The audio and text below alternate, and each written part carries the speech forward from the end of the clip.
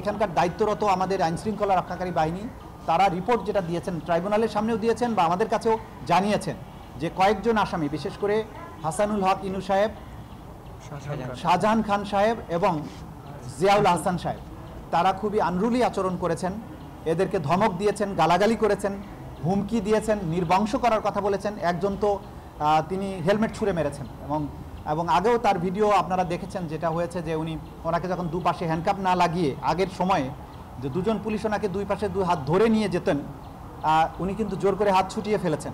সুতরাং এইসব বিষয়গুলো সিকিউরিটি থ্রেট মনে করে ওনারা তাদেরকে কোর্টরুম পর্যন্ত আনার ব্যাপারে হ্যান্ডকাপ ইউজ করেছেন, এটা ওনারা আদালতে জানিয়েছেন। তো এই বিষয়টা প্রসিকিউশনের কিছু দায়িত্ব নেই। যদি প্রিজন অথরিটি এবং আইনশৃঙ্খলা রক্ষাকারী বাহিনী মনে করেন যে এই আসামিদের পক্ষ থেকে নিরাপত্তার ঝুঁকি আছে, তারা আনরুলি আচরণ করতে পারেন বা অন্য কোনো সমস্যা তৈরি করতে পারেন, আইন অনুযায়ী ব্যবস্থা গ্রহণ তারা করবেন, এটাই ট্রাইব্যুনাল বলে দিয়েছে। যে মামলাতে ৪৫ জন আসামি যাদের বিরুদ্ধে মানবতা বিরোধী অপরাধের সাথে সম্পৃক্ত থাকার অভিযোগ আছে, তারা কমান্ড রেসপন্সিবিলিটিতে, সুপিরিয়র রেসপন্সিবিলিটিতে তাদের বিরুদ্ধে অভিযোগ রয়েছে। তাদের বিরুদ্ধে সেই মামলাটার আজকে নির্ধারিত তারিখ ছিল, আজকে ১৭ জনকে উপস্থিত করা হয়েছিল। এই ১৭ জনকে উপস্থিত করার পরে প্রসিকিউশনের পক্ষ থেকে আমরা তদন্তের যে অগ্রগতি সেটার ব্যাপারে একটা রিপোর্ট দিয়েছি এবং জানিয়েছি যে আমাদের আরও ২ মাস সময়ের দরকার। সেই ২ মাস সময় আদালত মঞ্জুর করেছেন এবং ২ মাস পরে একটা তারিখ ঠিক করেছেন, সেই তারিখে এটা রিপোর্ট দাখিলের জন্য রেখেছেন। পরবর্তীতে শেখ হাসিনার বিরুদ্ধে 2টো মামলা ছিল আজকে শুনানির তালিকায়। একটি মামলা ছিল জুলাই এবং আগস্টের গণহত্যার সাথে তার সম্পৃক্ততার ব্যাপারে। সেই মামলাটির আমরা জানিয়েছি আদালতকে যে আমাদের তদন্ত একদম চূড়ান্ত পর্যায়ে আছে, যে কোনো মুহূর্তে এই তদন্ত রিপোর্টটা দাখিল হবে। তারপরেও স্বচ্ছতার স্বার্থে আমরা 2 মাসের সময়ে আবেদন করেছিলাম, আদালত সেটা মঞ্জুর করেছেন। কিন্তু এটা আমরা আপনাদেরকে জানাতে পারি যে এই তদন্তটা যে কোনো মুহূর্তে দাখিল হয়ে যাবে, সেটা আগামী সপ্তাহ হতে পারে, যে কোনো সময় হতে পারে। তৃতীয় যে মামলাটি ছিল সেটি হচ্ছে গুম এবং বিচার বহির্ভূত যে হত্যাকাণ্ড ক্রসফায়ার, এই রিলেটেড মামলায় 11 জনের বিরুদ্ধে আমরা মামলাটি প্রথম শুরু করেছিলাম। 11 জনের বিরুদ্ধে গ্রেপ্তারি পরোয়ানা জারি করা হয়েছিল। তার মধ্যে মাত্র একজন গ্রেপ্তার আছেন, তিনি হচ্ছেন সাবেক মেজর জেনারেল জিয়াউল আহসান। সেই মামলার ব্যাপারে আমরা যেটা জানিয়েছি যে এই মামলার তদন্ত করতে গিয়ে আমরা ডিটেনশনের যে সেন্টার, গোপন কেন্দ্রগুলো ছিল, এরকম 4টি ডিটেনশন সেন্টার আমরা আমাদের তদন্তকারী সংস্থারা ভিজিট করেছেন, উদ্ধার করেছেন এবং সেখানে গুমের কাজে, নির্যাতনের কাজে, গুম করে হত্যা করার কাজে যে সমস্ত ম্যাটেরিয়াল ব্যবহৃত হতো সেগুলো উদ্ধার করেছেন। যারা যারা এই গুমের সেন্টারগুলো পরিচালনা করতেন তাদের নাম ঠিকানা বের করেছেন এবং কিভাবে এই লাশ অথবা এই বন্দীদেরকে ডিসপোজাল করা হতো সেটার ব্যাপারেও তথ্য প্রমাণ সংগ্রহ অনেকগুলোই হয়েছে, অনেকগুলো চলমান আছে। এইখানে শত শত অভিযোগ আছে গুমের, কয়েকশো অভিযোগের মধ্য থেকে বেশ কতগুলো গুমের ঘটনার তদন্ত প্রায় চূড়ান্ত পর্যায়ে আছে। সেগুলোর তদন্ত রিপোর্ট যে কোনো সময় হয়তো আমাদের তদন্ত সংস্থা দাখিল করতে পারবেন। এটার জন্য আমরা 3 মাসের সময় চেয়েছিলাম, সেই সময় অ্যালাউ করা হয়েছে, বাট 3 মাসের মধ্যেই আমরা আশা করছি অন্তত কয়েকটি মামলার তদন্ত রিপোর্ট। এই গুমের ঘটনায় যদিও আমরা মূলত একটা মামলা দায়ের করেছি, এই একটা মামলার মধ্যে শত শত গুমের অভিযোগ আছে। সেখানে গুমের প্রত্যেকটা ইনসিডেন্টকে আলাদাভাবে ধরে আলাদাভাবে তদন্ত রিপোর্ট দেওয়া চিন্তাভাবনা আমাদের তদন্ত সংস্থা করছেন এবং তারা আশা করছি কয়েকটা তদন্তের রিপোর্ট খুব সহজেই দিতে সক্ষম হবেন। এটা ছিল আজকের দিনে মোটা দাগের প্রসিডিংস। যারা প্রত্যক্ষদর্শী আছেন, ভিকটিম আছেন, তাদের বক্তব্য গ্রহণ করেছি।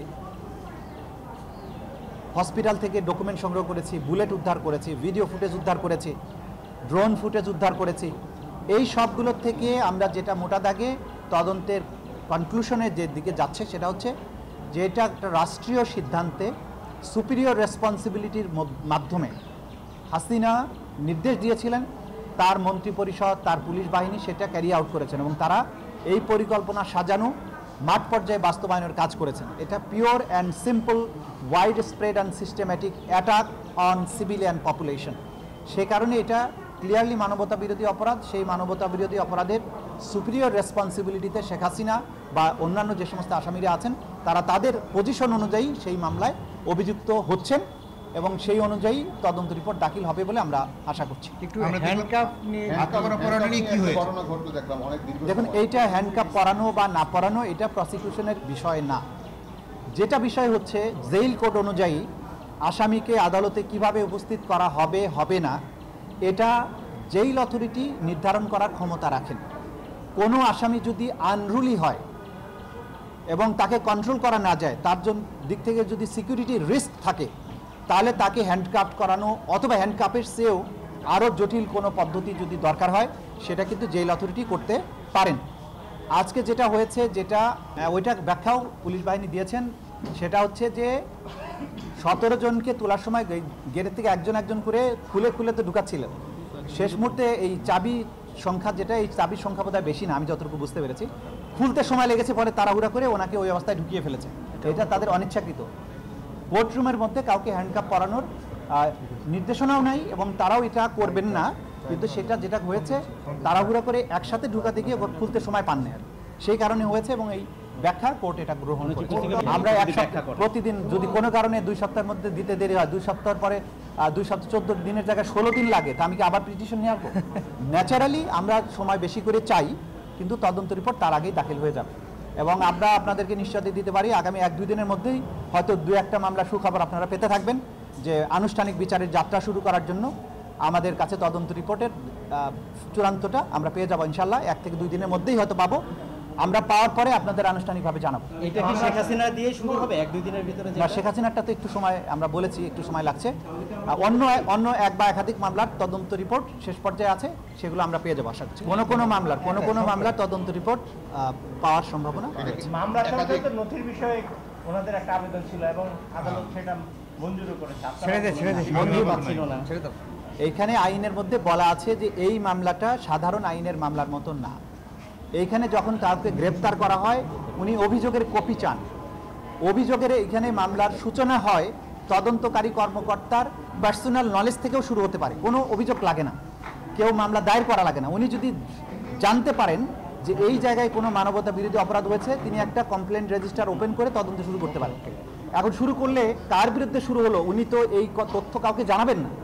তা আসামিকে যখন গ্রেপ্তার করে আনা হয়, আইনে বলা আছে যখন গ্রেপ্তার করা হবে সেই সময় অথবা তার পরবর্তীতে তার বিরুদ্ধে মোটা দাগে যে অ্যালিগেশনটা আছে সেটা তাকে জানাতে হবে। সেটা প্রত্যেককে জানানো হয়েছে যে আপনার বিরুদ্ধে অপরাধ হচ্ছে, আপনি মানবতা বিরোধী অপরাধে সম্পৃক্ত। বাংলাদেশে জুলাই আগস্টের সময় যে মানবতা বিরোধী গণহত্যা হয়েছে সেই অপরাধে আপনার সম্পৃক্ততা আছে, এতটুকু জানানোই যথেষ্ট। বাকি ডিটেইল সেখানে তার কতটুকু ইনভলভমেন্ট, কি সমাচার, কি সাক্ষী আছে, এগুলো পাবার অধিকার তার তখনই জন্মাবে যখন তার বিরুদ্ধে তদন্ত রিপোর্ট দাখিলের পরে চিফ প্রসিকিউটরের কার্যালয় ফর্মাল চার্জ দাখিল করবে, তখন কেবলমাত্র আসামিরা বাকি ম্যাটেরিয়ালগুলো পাওয়ার অধিকার রাখেন, তার পূর্বে নয়। এটা একটা বিশেষায়িত আদালত। এই আদালতের কার্যধারা বিশেষ আইন দ্বারা নিয়ন্ত্রিত। সাধারণ আইনের মতো এইখানে আসামিদের সব ধরনের অধিকার সেই রকম নেই, এটা আমরা অত্যন্ত ক্লিয়ারলি তাদের বুঝিয়ে দিয়েছি। না বটেই, যেটা আজকে আইনশৃঙ্খলা রক্ষাকারী বাহিনী আদালতে রিপোর্ট করেছেন, আসামিদের যে সমস্ত বিহেভিয়ার, সেটা ডেফিনেটলি ডিসগ্রেসফুল